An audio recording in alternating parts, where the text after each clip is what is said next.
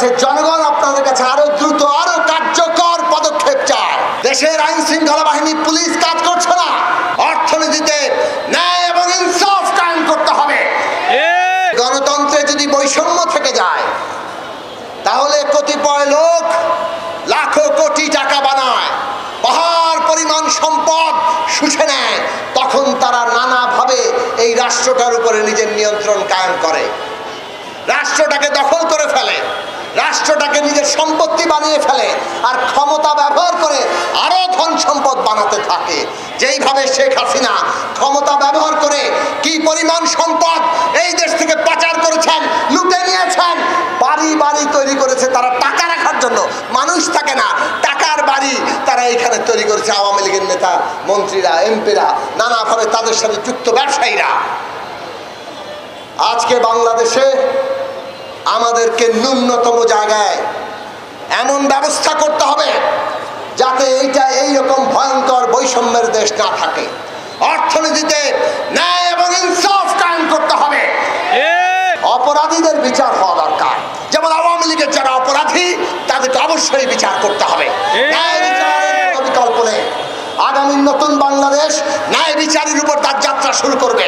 ফলে যারা নির্দেশদাতা, যারা ফিল্ডে এসে গুলি করেছে, প্রত্যেকের আমরা বিচার চাই।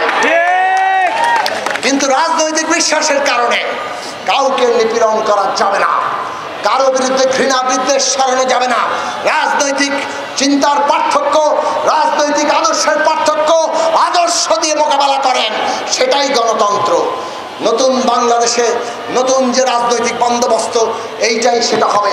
এবং সেই বাংলাদেশ যদি আমরা করতে পারি,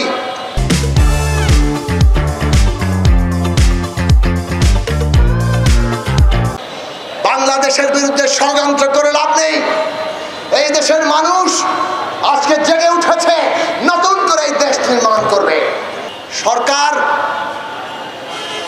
যে ভূমিকা রাখছেন তার মোটা দাগের গতিমুখকে আমরা এখনো সমর্থন করি। তারা আশু পরিস্থিতি মোকাবেলা করতে চেষ্টা করছেন। দীর্ঘমেয়াদী সংস্কার, পরিবর্তন, রূপান্তর, নতুন বন্দোবস্ত, তার জন্য তারা সংস্কার কমিশন সহ অনেকগুলো পদক্ষেপ গ্রহণ করেছেন। কিন্তু আমরা সরকারকে বলি, আমরা আপনাদের কাছে, জনগণ আপনাদের কাছে আরো দ্রুত আরো কার্যকর পদক্ষেপ চায়। দেশের প্রশাসন এখনো পতিত ফ্যাসিবাদীদের দখলে। দেশের আইন শৃঙ্খলা বাহিনী পুলিশ কাজ করছে না। কেন কাজ করছে না? কারা এর জন্য দায়ী তাদেরকে চিহ্নিত করেন এবং তাদের বিরুদ্ধে ব্যবস্থা নেন। জনগণ আপনাদের সাথে আছে। রাষ্ট্রের, সরকারের, জনগণের ট্যাক্সের পয়সায় বেতন দেবে, কাজ করবে না, মানুষের নিরাপত্তা দেবে না,